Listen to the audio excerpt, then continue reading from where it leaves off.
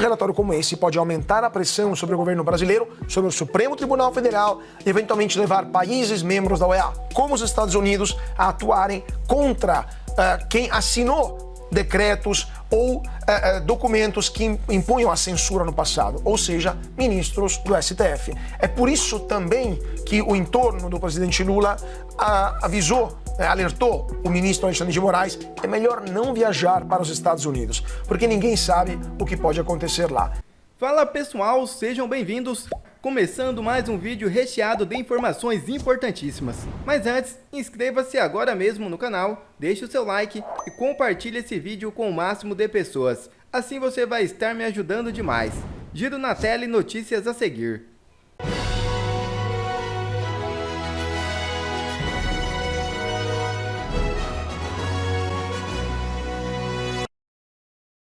Conversa que comitiva da OEA teve fora da agenda estremece ministros do STF. É isso mesmo. O encontro entre o ex-presidente Jair Bolsonaro com integrantes da Organização dos Estados Americanos continua dando o que falar e deixando integrantes do STF preocupados. Além das denúncias de Bolsonaro contra Alexandre de Moraes e os relatos de censura, um fato no meio disso tudo chamou a atenção. Segundo informações, a conversa com Bolsonaro não estava na agenda da OEA. Foram os integrantes que procuraram o ex-presidente depois de ouvir tantos críticos do ministro do STF quanto o próprio magistrado. Bolsonaro saiu confiante do encontro. Abre aspas. Conversamos por cerca de 50 minutos. Ele se mostrou interessado no que eu falava e disse que vai fazer um relatório sincero sobre o que está acontecendo aqui no Brasil. Fecha aspas, disse Bolsonaro. No relato a Pedro Vaca, Bolsonaro afirmou que Alexandre de Moraes ajustaria depoimentos, faria pesca probatória e prenderia suspeitos sem que haja denúncia formalizada. O ex-presidente argumentou que haveria perseguição política a opositores do governo, concretizada por meio de inquéritos no STF. O portal Metrópolis afirmou com todas as letras, abre aspas, alguns sinais concretos apontam que o ministro Alexandre de Moraes terá pela primeira vez dores de cabeça com potencial de deixá-lo em situação desconfortável. A visita da OEA ao Brasil culminará na produção de um relatório robusto sobre a atuação do ministro do Supremo. Um indicativo dessa robustez é de ordem econômica. Ou seja, a ameaça de Donald Trump em cortar o financiamento dos Estados Unidos para a OEA. O desespero já começou a bater. Os ditadores já perceberam que o cerco começou a se fechar contra eles.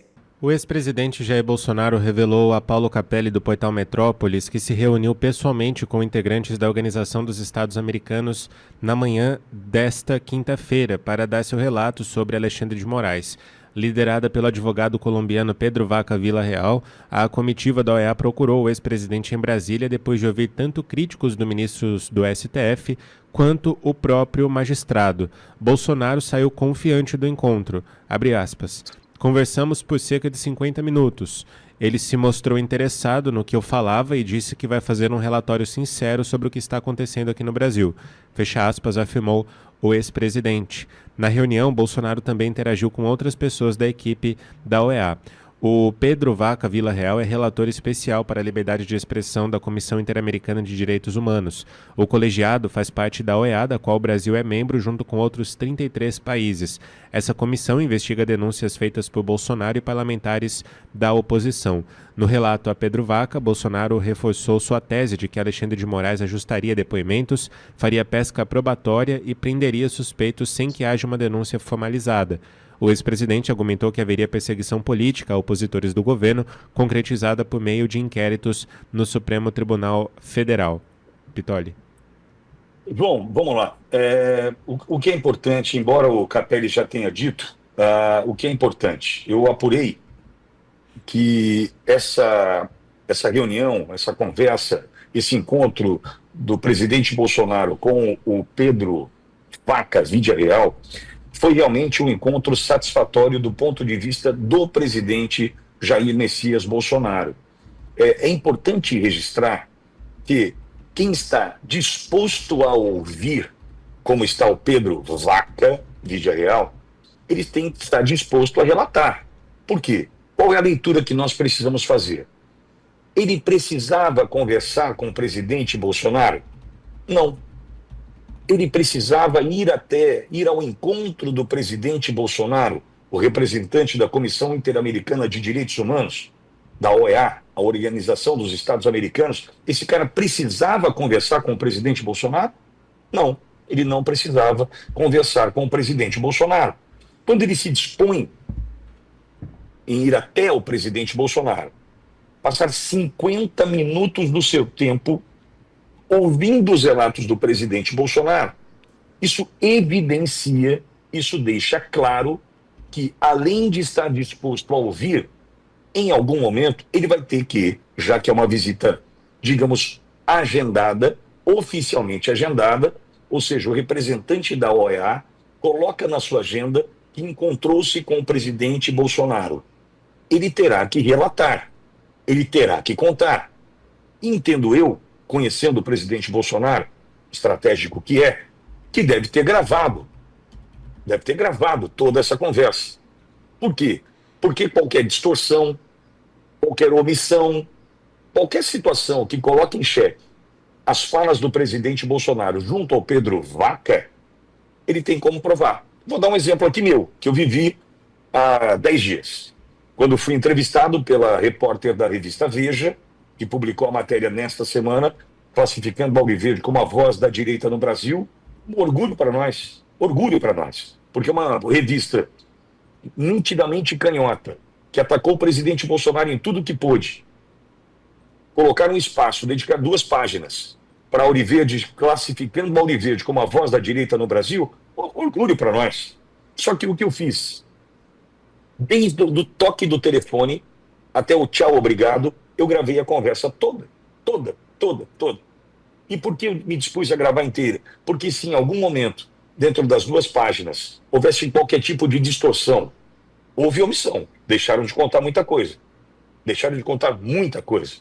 Né? Inclusive, o motivo pelo qual a matéria foi feita. Não contaram como de fato aconteceu a minha proximidade com o presidente Bolsonaro. Mas tudo bem, é uma decisão, não posso interferir nisso. Jamais interferiria, jamais. É uma decisão. Só que tudo gravado. Por quê? Se em algum momento houvesse qualquer distorção, qualquer mentira, qualquer intenção de destruir, né, o meu trabalho ou a minha vida, eu teria como provar. Entendo que o presidente Bolsonaro, estratégico que é, né, deve ter feito isso. Estrutura para isso tem. A partir daí, já que decidiu ouvir, será que vai decidir contar? A minha dúvida é, se o cara coloca no seu, na sua agenda, no seu cronograma de visitas, presidente Bolsonaro, ele vai ter que contar. Não tem jeito.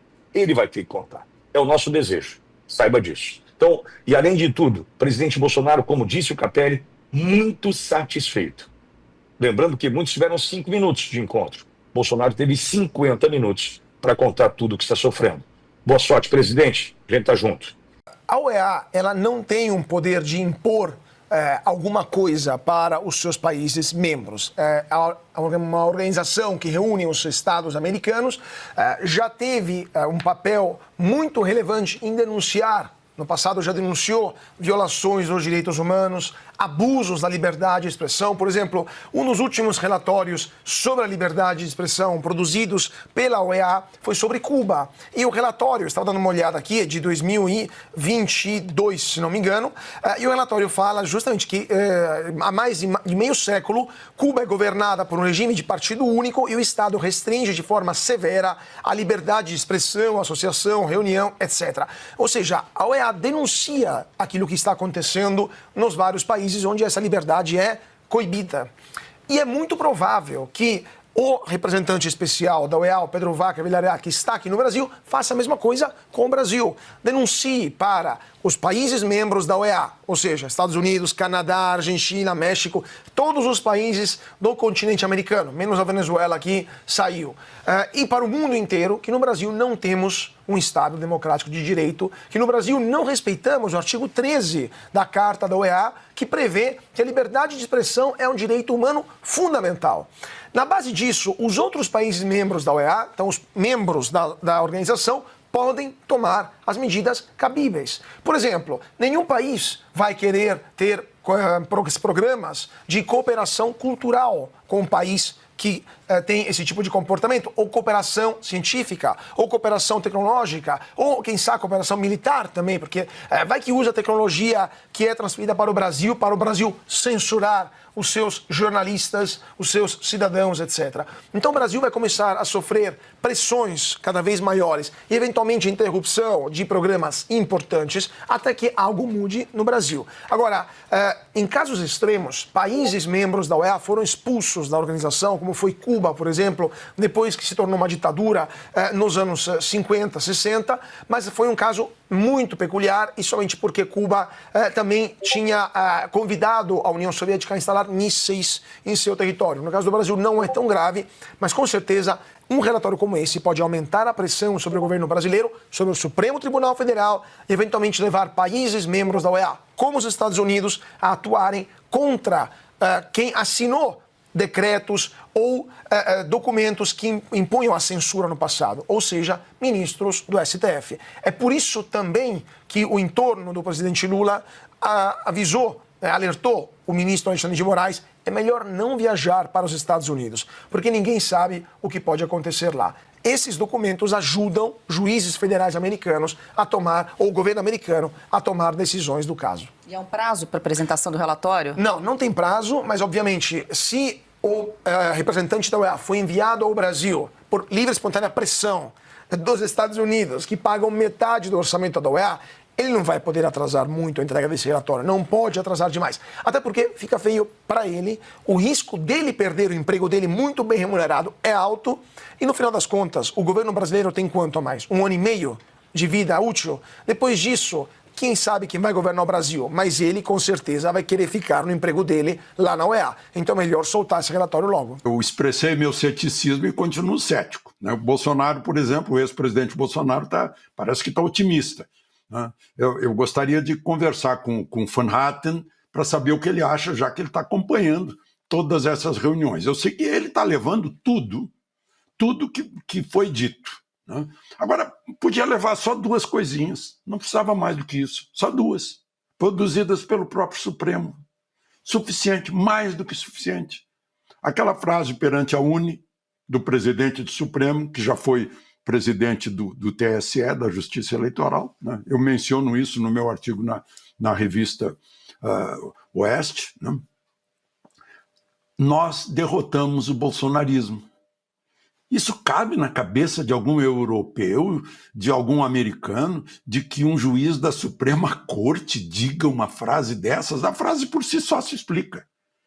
Ela é altamente eloquente, ela tem todas as informações necessárias.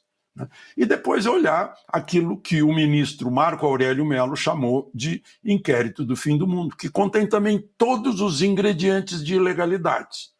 Foi baseado num regulamento interno do Supremo que foi derrogado pela Constituição de 88, pelos artigos 127 e 129.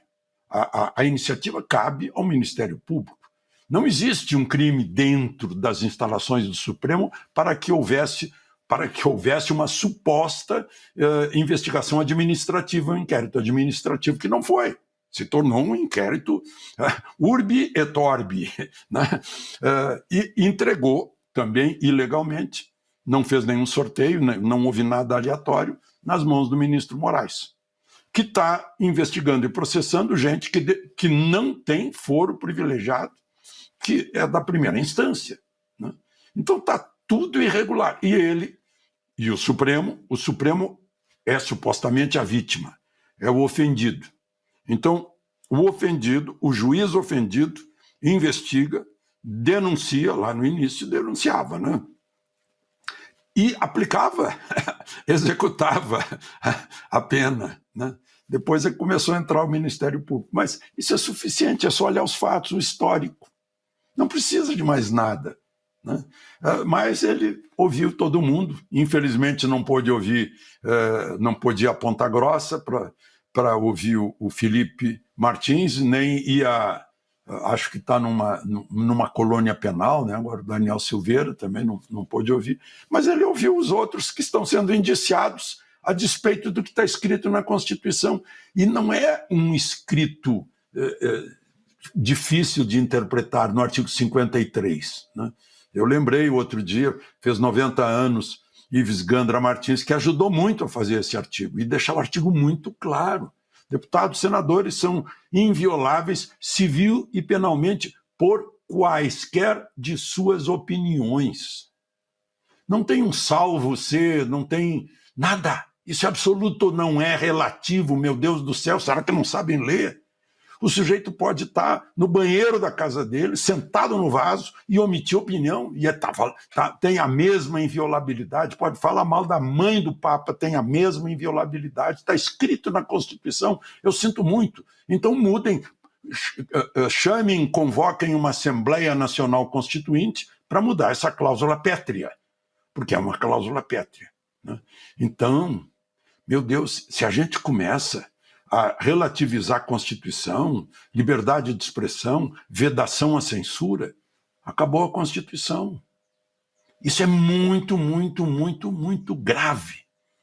Agora, infelizmente, vergonha nossa, vergonha caia sobre nós, precisamos de depender do senhor Pedro Vaca, da OEA, para resolver isso, quando o Senado brasileiro tem na mão todos os instrumentos para resolver isso.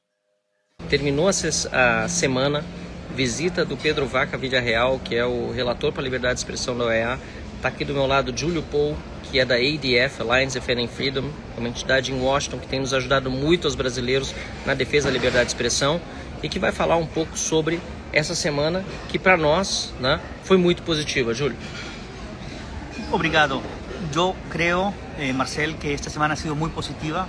Hemos tenido la oportunidad de tener al relator Pedro Vaca, que es de una organización internacional que tiene jurisdicción sobre Brasil, para que escuche a todas las partes, escuche, ya lo dijimos, al gobierno, escuche también a las víctimas, escuche a empresas de media, escuche a jornalistas censurados, escuche a ONGs.